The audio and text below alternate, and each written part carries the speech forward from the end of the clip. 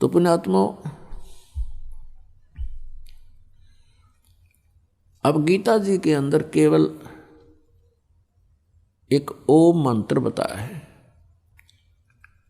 ब्रह्म साधना का, क्योंकि गीता ज्ञानदाता 8वें अध्याय के 13वें श्लोक में कहता है कि ओम इति एकाक्षरम ब्रह्म व्यवहारन माम अनुसमरन ये परियाति तजंदेहम स याति परमाम गतिम।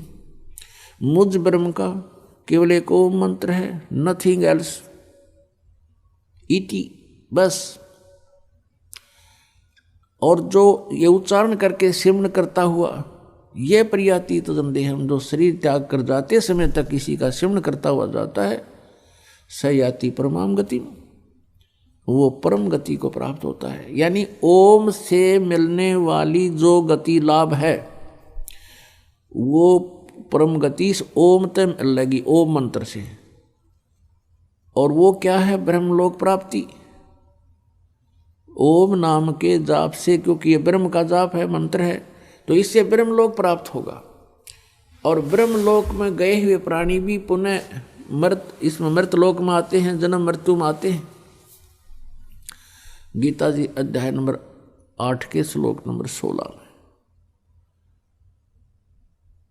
तो इसलिए गीता जी अध्याय नंबर 7 के श्लोक नंबर 18 में गीता ज्ञानदाता अपनी गति को ओम से मिलने वाला जो लाभ है उसको अनुत्तम कहता है, क्योंकि जन्म मृत्यु,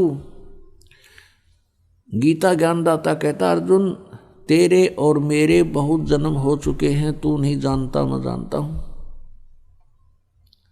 गीता जी अध्याय नंबर 4 के श्लोक नंबर 5 और 9 में, गीता जी अध्याय नंबर 2 के श्लोक नंबर 12 में, गीता जी अध्याय नंबर 10 के श्लोक नंबर 2 में गीता ज्ञानदाता स्पष्ट करता है मेरी भी जन्म उत्पत्ति होती है, जन्म होता है, और मेरी मृत्यु भी होती है, और जो मेरे आश्रित प्राणी हैं उनका भी ऐसा ही होगा। अंडरस्टूड है? इसलिए वो कहता है कि यदि तूने पूर्ण मोक्ष चाहिए और परम शांति चाहिए, क्योंकि जब तक जन्म मृत्यु है तो यहाँ तो यही समस्याएं सामने आएंगी, जितनी बार भी जन्म होगा यही प्रैक्टिकल होगा जो आज आपका हो रहा है, यही तरीका होगा। संतान ना हुई तो दुखी, हो गए तो फिर दुखी, कोई मर गया कोई बच गया फिर हाहाकार मची। तो यहाँ कोई जीवन थोड़ा ही है, ना जाने कब दुर्घटना मर जाए, ना जाने कोई ऐसी भयंकर बीमारी हो जाए, ना जाने कोई फ्लड आ जाए, ना जाने कितना भूकंप आ जाए और शाम न सोवे सुबह कोई नहीं पावे। तो यहाँ शांति नहीं हो सकती, जन्म मृत्यु जब तक रहेगी जीव सुखी नहीं हो सकता। एक स्थान ऐसा बताया परमेश्वर ने आकर के स्वयं, अभी तक तो हम स्वर्ग तक की जानकारी रखते थे, जितने भी ऋषि महर्षि थे स्वर्ग से ऊपर नहीं जानते थे। उस परमेश्वर ने आके बताया कि एक परम स्थान है सतलोक, सचखंड, जहाँ जाने के बाद साधक फिर लौट कर कभी नहीं आते। वहाँ जरा मरण नहीं है, जरा माने बुढ़ापा, और मरण में मृत्यु, वहाँ जन्म और मृत्यु नहीं है। तुम वहीं रहा करते थे पहले, अपनी गलती से आप यहाँ आ चुके हो। अब यहाँ से ये काल तुम्हें जाने नहीं देता, मिसगाइड किए हुए है, आपको यहाँ धोखा देकर रोका हुआ है, बाई फोर्स रोका हुआ है, आपसे संतान उत्पत्ति करवाता है। और जब संतान उत्पत्ति हो जाती है तो हम ये कहते हैं ये मेरा है, ये मेरा है, ये मेरा है।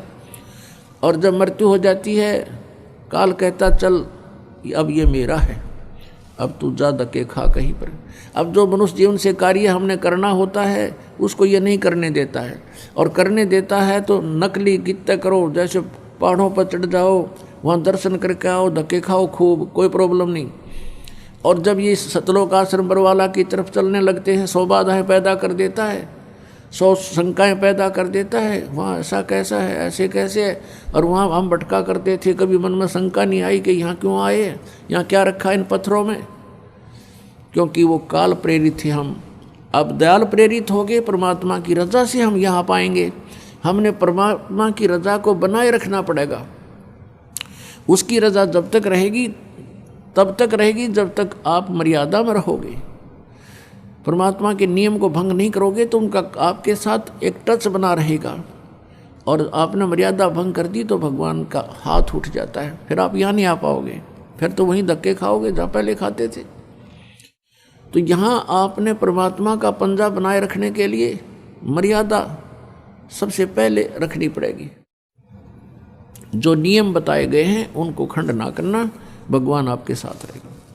तो यहाँ आप तो गीता ज्ञानदाता कहता है कि मेरा तो केवल एक ओम नाम है और इसके सिमरण से मेरे वाली जो गति मिलेगी वही फाइनल है मेरी तरफ से। तो फिर ये कहता है कि जन्म मृत्यु मेरी भी बनी रहेगी और अर्जुन तेरी भी बनी रहेगी, परम शांति नहीं हो सकती।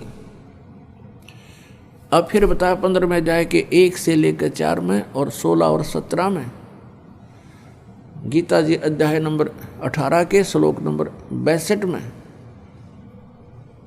कहा कि अर्जुन तू सर्वभाव से उस परमेश्वर की शरण में जा जिसकी कृपा से तू परम शांति को और सनातन परम धाम को प्राप्त होगा। सनातन परम धाम माने शाश्वतम स्थानम, शाश्वत माने सदा रहने वाला अविनाशी सत्य, और स्थान माने धाम कहो, लोक कहो चाहे स्थान कहो। तो हम सतलोक कहते हैं, हमारे भगवान ने उसको सतलोक कहा है। दूसरी भाषा में सचखंड कहते हैं, खंड कहो, द्वीप कहो, लोक कहो, और सत्य माने सच। तो सचखंड कहो, सतलोक कहो, सतपुरुष कहो, सतपुरख कहो, भाषा भिन्न है। तो वो सतलोक में से परमात्मा स्वयं आए, वहाँ रहते हैं भगवान, और हमारे जो यहाँ नहीं आए हम वहाँ रह गए, हम यहाँ गलती से आ गए, तो वो वहीं रह रहे हैं सभी आत्माएं, पुण्यात्माएं। और जो परमात्मा के इस आदेश का पालन करके सतभक्ति करके वापस चले गए वो भी वहाँ पर विद्यमान हैं। तो हम वहाँ रहा करते थे और वहाँ चलना पड़ेगा अपने। अब क्या बताते हैं 15 में अध्याय के 1 से लेकर 4 और 16 और 17 में गीता ज्ञानदाता कहता है कि सरपुरुष और अक्षर पुरुष, सरपुरुष ये स्वयं है, अक्षर पुरुष ये परब्रह्म है जो 7 संग ब्रह्मांड का स्वामी है, और सरपुरुष है ये केवल 21 ब्रह्मांड का स्वामी है। और गीता जी अध्याय नंबर 15 के श्लोक नंबर 17 में कहा कि उत्तम पुरुष है तू अन्य परमात्मा इति उदाहरते, ये लोक धर्म आविश्य विभ्रति अवैश्वर है। अब सरपुरुष और अक्षर पुरुष जो 15वें अध्याय के 16वें श्लोक में कहा है कि ये तो दोनों नाशवान हैं, इनके अंतर्गत जितने प्राणी हैं वो भी और ये भी। जीवात्मा अलग, वो तो सेपरेट इशू है, वो तो गधे कुत्ते सब के अमर है, वो नहीं मरती। अब फिर कहा कि 15वें अध्याय के 17वें श्लोक में कि उत्तम पुरुष यानी पुरुषोत्तम श्रेष्ठ प्रभु तो कोई और है इन दोनों से, और वही तीनों लोकों में प्रवेश करके सबका धारण पोषण करता है। क्योंकि गीता जी अध्याय नंबर 15 के श्लोक नंबर 1 में कहा कि उल्टा लटका हुआ संसार रूपी वृक्ष है जिसकी ऊपर को जड़ है, नीचे को तीनों गुण रूपी शाखा है।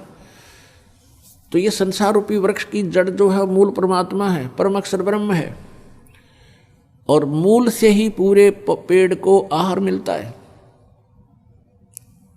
तो यहाँ बताया है कि वो जो मूल रूपी भगवान है वो परम अक्षर ब्रह्म। 8वें अध्याय के प्रथम श्लोक में अर्जुन ने पूछा कि वो आपने जो 7वें अध्याय के 29वें श्लोक में कहा है भगवान कि जो तत्ब्रह्म को और सारे दात्म को और सभी कर्मों से परिचित हो जाता है, जान लेता है, वो केवल जरा और मरण से ही छूटने का प्रयत्न करता है, या संसार की कोई वस्तु डिमांड नहीं करता।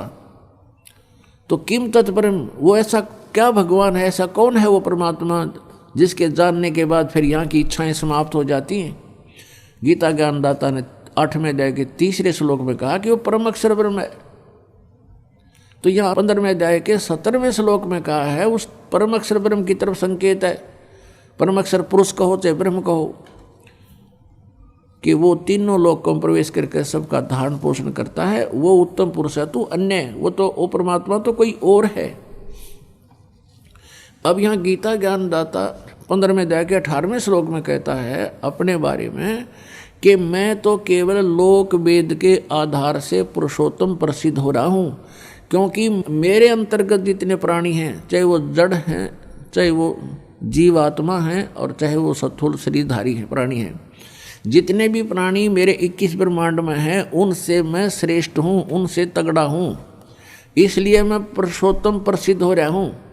आई एम नॉट पुरुषोत्तम, क्योंकि वो तो 15वें अध्याय के 70वें श्लोक में बता दिया, वो तो कोई और है। और कहे मैं तो लोक वेद यानी सुने सुनाए ज्ञान के आधार से और यहाँ के जितने प्राणी हैं वो मुझे पुरुषोत्तम मान रहे हैं। मैं पुरुषोत्तम नहीं हूँ, मेरा तो जन्म मृत्यु होता है। फिर पुरुषोत्तम की तरह है जिसकी जन्म मृत्यु होती है। तो उस पुरुषोत्तम के पाने के लिए गीता जी अध्याय नंबर 17 के श्लोक नंबर 23 में कहा है कि उस परम अक्षर ब्रह्म की साधना का मंत्र बताया है कि ओम तत्सत इति निर्देश ब्रह्मण त्रिविद समर्थ है। उस ब्रह्मण माने सच्चिदानंद घन ब्रह्म यानी परम अक्षर ब्रह्म का जो मंत्र है उसको पढ़ने की जो साधना है वो 3 मंत्र की है और उसकी 3 प्रकार की विधि है उसके सिमरण करने की।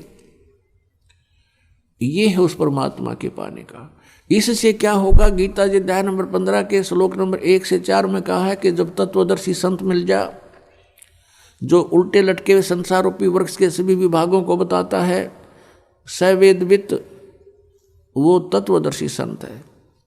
तत्वदर्शी संत के मिलने के पश्चात इस अज्ञान रूपी अंधकार को तत्व ज्ञान रूपी शस्त्र से काटकर उसके पश्चात परमेश्वर के उस परम पद की खोज करनी चाहिए। गीता जी अध्याय नंबर 15 के श्लोक नंबर 4 में कहा है कि उसके पश्चात परमेश्वर के उस परम पद की खोज करनी चाहिए, जहां जाने के बाद साधक फिर लौटकर कभी संसार में नहीं आते, अर्थात उनका पूर्ण मोक्ष हो जाता है। और केवल गीता ज्ञानदाता कहता है केवल उसी की भक्ति करो। अपने आत्माओं कहने का भाव ये है कि हम जो साधना कर रहे हैं ये शास्त्र अनुकूल है या उसके विरुद्ध है, इसको कहाँ से प्रमाणित करें, कहाँ से इसकी तुलना करें।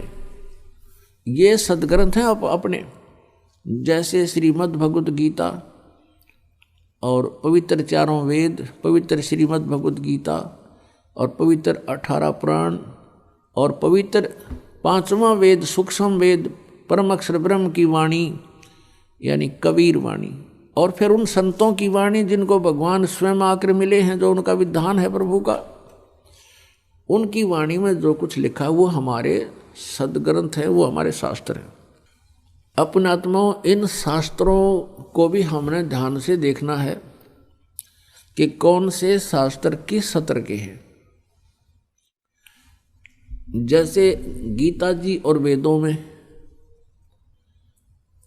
न हरे राम हरे कृष्ण सीताराम राधे श्याम ओम नमः शिवाय ओम भागवते वासुदेव नमः, ये इस तरह कोई मंत्र नहीं है। ना तू ही एक निरंकार, तू मैनू बकस दे, मैं तेरी शरण, ये निरंकारी नाम देते हैं।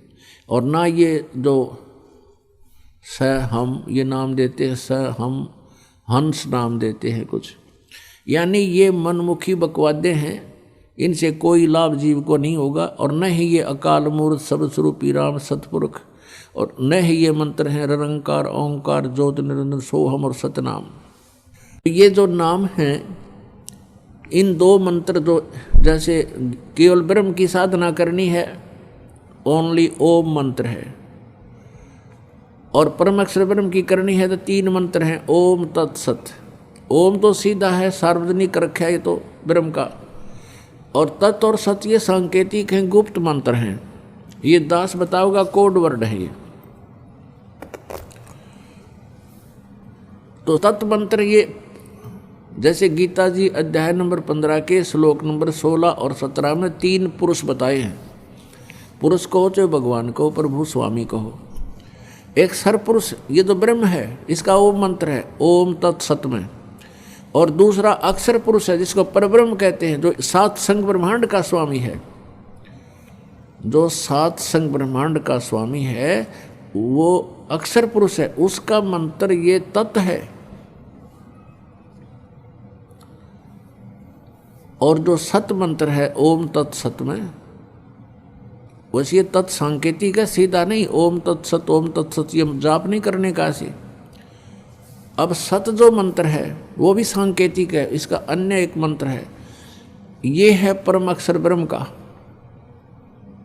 ये उस परम पिता का मंत्र है। तो इन तीनों की ही मजदूरी करनी है हमने, साधना करनी। साधना मीन मजदूरी, तो इन तीनों की अगर आप ये वीडियो YouTube पर देख रहे हैं तो हमारे चैनल को सब्सक्राइब करें और बेल आइकन को दबाना ना भूलें। अगर आप Facebook पर ये वीडियो देख रहे हैं तो हमारे पेज को लाइक करें।